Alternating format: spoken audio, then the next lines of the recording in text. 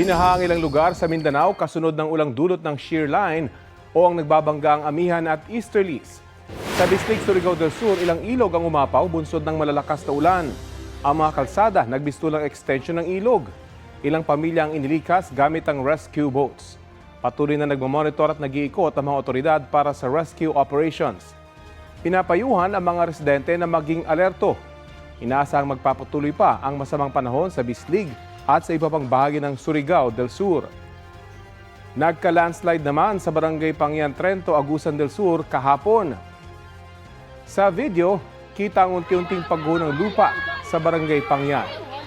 Ayon sa Municipal Disaster Risk Reduction and Management Office, walang nasaktan sa insidente.